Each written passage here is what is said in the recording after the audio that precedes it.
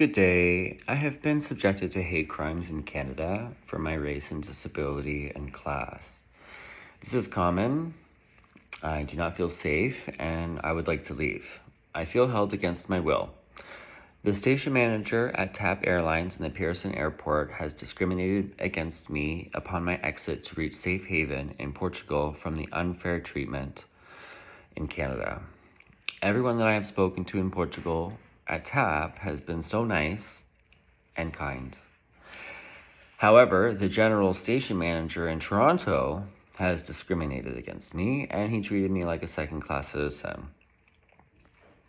I never thought I would be begging on my hands and knees, begging to leave the country that has continued persecuting me for things I cannot change.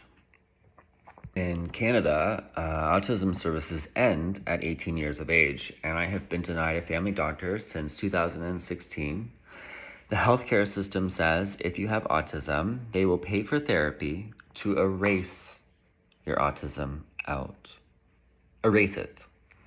If you cannot mask the autism by 18, the people of Canada and government do not care. They list people with autism as do not resuscitate, and we are dehumanized in Canada across the country due to the abuse of the justice system, media, and the government's failed actions to provide proper funding. That is why I'm leaving, and I have tried looking for help since 2016 in Canada.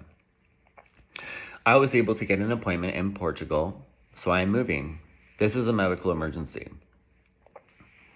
Healthcare Connect, a service to find family doctors for people in Canada, has not been able to find me a doctor since 2018 in the cities of Ottawa, Toronto, and London, Ontario. There are 7,000 people waiting for a family doctor in London, Ontario, and so I made the decision to move to Portugal to seek medical care for my autism and seek refuge from the hate crimes I've experienced my entire life for things about me that I cannot change, such as my class, race, and visible disability. I prepared everything. I called the Portuguese government and received the correct entry requirements. Entry requirements for Portugal: a negative test result, PCR test 72 hours, or antigen test 48 hours. I did that. It was negative. The entry requirements for Canada required a molecular test. I was not entering Canada. There was no risk. At the time of boarding, I was told by TAP Airlines in Portugal that my boarding was in the discretion of the Portuguese government and they did not require my molecular test, and because I was flying on a Portuguese flight, Portuguese entry, and never returning to Canada, there was no risk for that flight other than preventing me from accessing emergency medical health care in Portugal for my autism and further exposing me to hate crimes in London, Ontario. I was told that I should have been able to fly with my negative antigen test. I checked every single requirement before flying and contacted everyone to make sure everything was done right. I showed the airline my autism records, my health records, my intent to move, my appointment, and the Métis Nation of Ontario card, and the station manager in Toronto at Pearson Airport refused to let me board my plane illegally. And the Canadian government held me against my will. The Canadian government imposed their own unfair regulations on me and denied me my rights. The Canadian government continues to put my life at risk due to the variables in this particular story, and the Canadian government will be held accountable, and may this be a lesson to other countries on how they should be proceeding. There are better ways. When I was told that I could not be allowed on that plane, I felt held hostage. The last time I had a meltdown that bad was when I was raped in university. I cannot explain to you the pain I suffer from your decisions to prevent me from boarding and subsequently making it harder for me to leave this country with respect to a vaccine that I cannot take for many easily recognizable and approvable reasons. I had all of these reasons presented at the time of boarding: my medical history, moving information, negative antigen test for Portugal entry, and I was still denied boarding. Lots I prepared correctly went wrong because of last-minute changes in government policy, ill-trained federal employees, ill-trained and discriminatory TAP Airlines station manager, and more. All of these people were on the Canadian side, and Portugal government and the Portuguese airline, TAP Airlines, on the phone, tried everything that they could to get me on that plane. I can say that the Portuguese government, TAP Airlines in Portugal, everyone that I have spoken to in Portugal has been very helpful and responsive, even the Portuguese embassy in Toronto. The Canadian government is not available and discriminatory on every phone call with me, and it proves to me why it is so essential for me to leave this country forever. Please help me get to Portugal. There is something terribly wrong in Canada. Since coming home from the airport, I have been subjected to further hate crimes and abuse for my race, disability, and class. I do not feel safe. My life is in danger because of these Nazis in this country, and I have spent 3 days on the phone recording every single conversation with the police to report these crimes and with the Ministry of Health, Transport Canada, and I have repeated myself hundreds of times, reliving my trauma, getting closer and closer to wanting to kill myself. This was an extremely big decision by the government to impose in such a short time, and the front end was not prepared. These policies have changed overnight. Places are understaffed. People on salary are allowed to leave the job before it is done. And people are providing misleading information to citizens that disrupt their dreams and put their life in danger. This is not some great effort of humanity. This is dictatorship. When politicians have said policies cannot change overnight, that is that very reason why. My story is just one example as to why you cannot impose overnight policies on an entire population.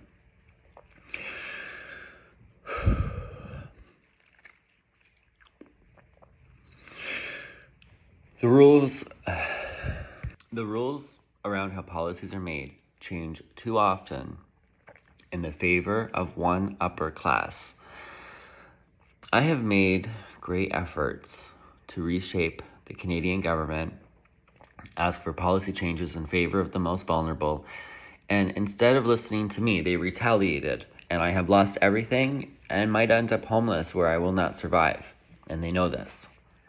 The Canadian government quietly enjoys watching people like me disappear through intentional neglect and policies that make it so hard for us to live that we take ourselves out, and this is genocide. Who called you? Are you guys able to do a vaccine exemption? Sorry. My name's Phil. Okay. What's your name? Aaron O'Neill. Okay. Hi, Aaron. Hi, are you able to do a vaccine exemption for travel? No. Okay. Well, that's why I called telehealth. Okay. Yeah, I think we got that part of the story. Okay. So if you can't provide that, you can't help me. Okay. They were concerned about some suicidal ideation. Yeah, but the only reason why I'm suicidal is because I feel held hostage by this government. I'm trying to move to Portugal to seek medical attention that I've been denied here since 2016. Okay. So, what do you want me to do? What medical attention? I'm writing a letter right now, and I'm busy, and I didn't ask for an ambulance. I asked for a medical exemption card, and I called all 3 hospitals to ask them if they provide that, and they don't. So you taking me anywhere won't help. So you've been wasting my time, and you wasted... Here are my efforts trying to get out of this country. After speaking to TAP Airline, they tell me to call Health Canada because they do not require vaccines and will not provide exemption. Canada Health Agency tells me to call TAP Airlines. TAP Airlines tell me to call Portugal Health Agency for a letter. Portugal Health Agency tell me to show the Canadian airport the website that says they don't require vaccines and that the antigen test was okay. Call Health Agency in Pearson. Can I just show you the website? No, you need a letter from a doctor or TAP Airlines. TAP Airlines, we cannot give you that letter. It's not our policy and we do not require vaccines. Pearson Accessibility discriminates against me for my meltdown and transfers me to security. Pearson Security gives me numbers for Transport Canada, GTAA, Pearson Customer Service, TAP Airlines, and Peel Region Police. Airport Authority.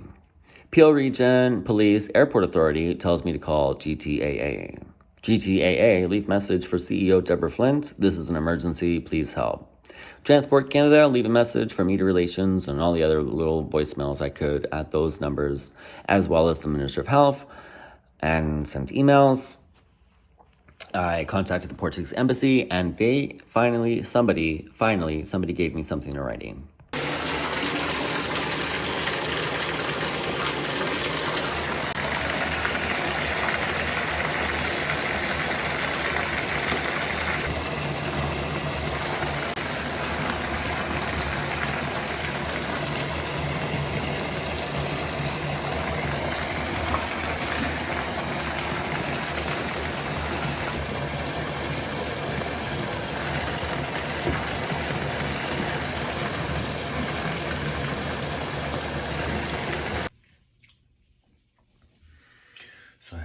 laptop. This is working through my trauma. I'm massaging my foot in the hot water. And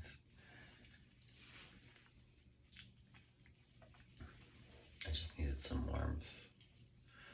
So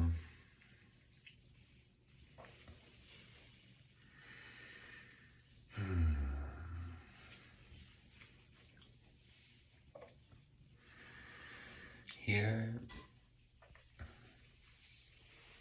and here's the letter that the Portuguese embassy gave me. Good morning, Mr. Aaron O'Neill. Portugal currently does not require you to be vaccinated. In order to fly to Portugal, you would just need a PCR test done 72 hours prior to your flight, so there should be no issues boarding.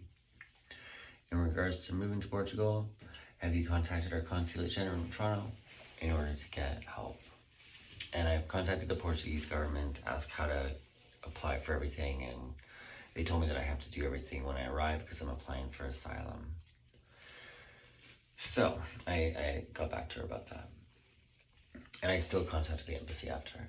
After all of this work, I contacted Pearson Airport, and I was like, is this letter from the Portuguese embassy good enough? They still say no, and that a vaccine exemption by a doctor is required. So I was referred back to Canada Health Agency and TAP Airlines, and that was one hell of a goose chase. And it's killing me. Like, I'm even trying to tell my stories, making my jaw lock up. And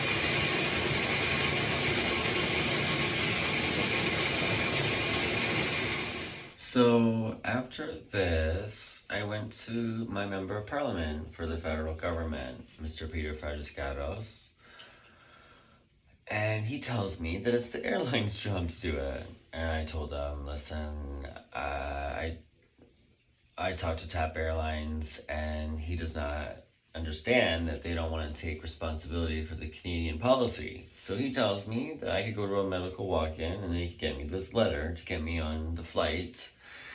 And he printed off me this letter of changes that happened on November 30th at like 3:01 a.m. And I told him that was unlikely and that I wouldn't probably get that doctor because walk-ins don't do that, I said to him. And he said to do it anyway, and that was all he could do, and he basically closed the door on my face. I left, called 3 walk-ins.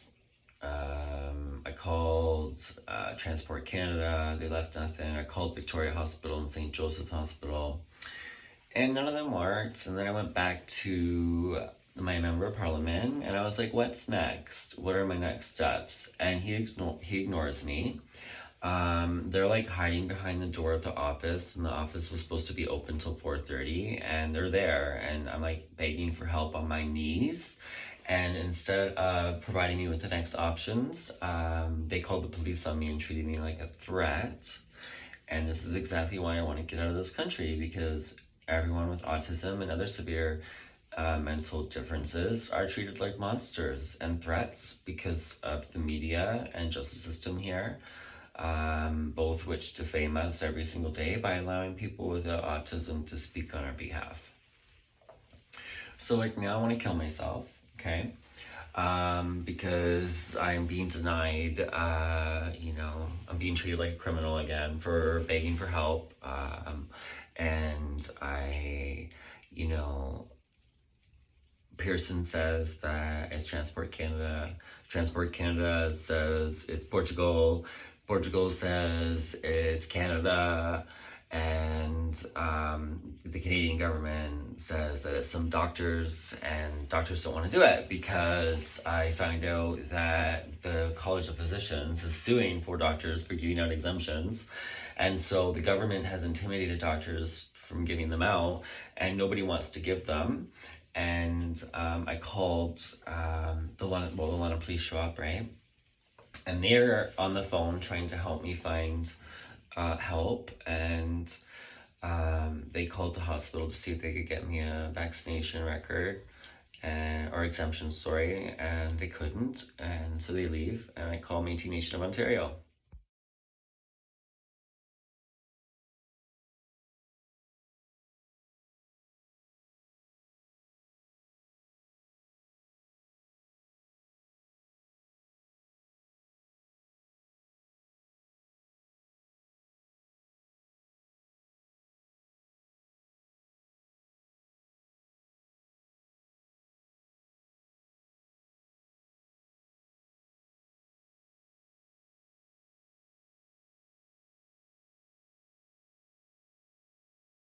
My landlord cutting down the missing, murdered, and Indigenous women dress that is put up on my tree to make awareness of the hate against Indigenous people. And she's got clippers right now. She's about to clip this dress down. Oh, she just looked at it. Look at you, you colonizer. You are cutting the braids off. You are literally erasing my culture in this city right now as we speak, and you're laughing. And she's calling it good stuff. Yeah, good luck, sweetie. I braided that on every fucking limb. Enjoy.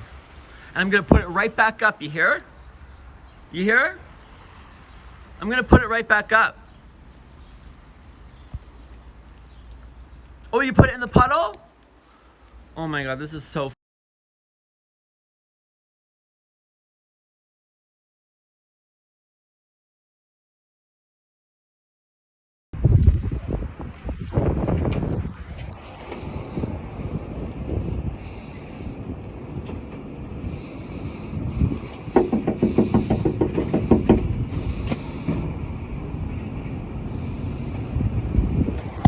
So I'm at the office of the Prime Minister. But it's gonna take more to break the cycle. Fuck trying to defend your title when you're cold and the rest cry. Another story here for the headlines. Love be my destiny. Destiny, I'm lost.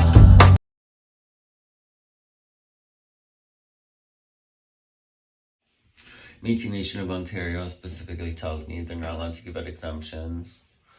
But they get me a doctor in 5:15 that day. America doctor calls at 5:15 p.m. They tell me they don't provide exemptions and to contact the airline. And then I call the airline and ask to speak to a manager, and then they hang up on me. I called the airport and begged to speak to the station manager, and he called me back and discriminated against me and then hung up on me.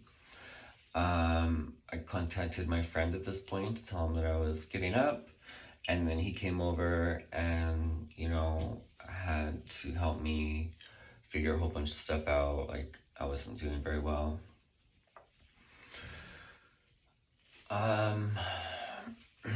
There's a lot of contradictions with this vaccine, and my reasons for the exemption are pretty clear and approvable, and I don't understand, but I need a break. See my mouth, it's like locking on me a break.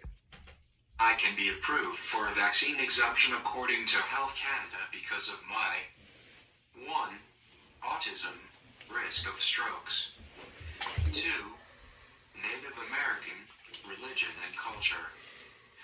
3. Health history, mom and grandma have active aneurysms and history of blood clots. 4. Traveling for a medical appointment, December 20th, autism specialist, to seek help. I have been denied in Canada since 2016.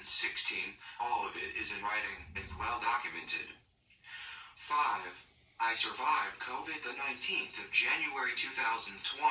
That was actually contracted in Portugal during my visit, and the person I was visiting just returned from Milan, and the Canadian Health Agency refused to take my travel details, even when they knew there was an unidentified virus and that I showed them my symptoms. I was refused viral antibody testing 3 times between February 2020 and October 2020. 2 hospitals buried my complaints to issue a warning about this virus, and then in March 2020, they issued one, while no apology was given to me, and I was further dehumanized for my efforts to help the people of this country. October 2020, when people in Canada started to question the authority of the government for denying antibody tests while other countries gave them. I tested negative, which was expected, considering antibodies only last up to 6 months and it had been 10 months since my infection.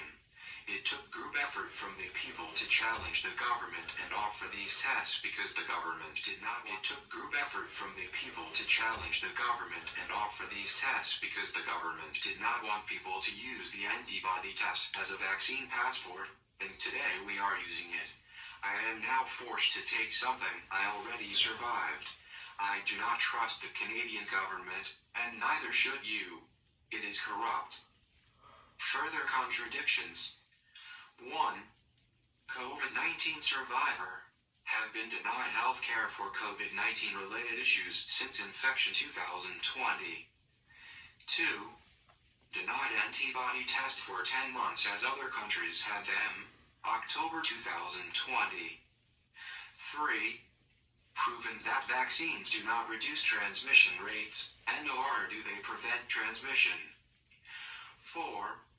The same level of risk for transmission exists for a naturally immune person. 5. I was at the forefront of COVID-19 in February 2020. I created videos to help people feel more comfortable before the Canadian government wanted to admit the seriousness of the virus. I was dehumanized by Canadians for warning people about this virus. Dehumanized for wanting to provide at-home treatment ideas that are safe and can be started on day 1 of symptoms to potentially decrease your chance of requiring the hospital, and I was dehumanized for not wanting the vaccine. I might as well call the government a demon. Is this human behavior? Who is actually the demon here? Who has really lost their humanity? 6. I am not an anti-vaxxer. I support vaccines and take the ones for viruses that are impossible to treat on my own. I am so glad they exist for people that are vulnerable. My dogs are vaxxed. If I had a kid, they would be too, but for the flu, I was raised to treat it myself at home on day 1. I do not need a shot. I want the battle, and it is easy for me at this time in my life, and for about 98% of the population, it is easy. Even with little to no effort. The amount of people that have died from respiratory illness flu-related symptoms are right on trend. There is a slight increase because our largest demographic is a group of people most vulnerable to this virus.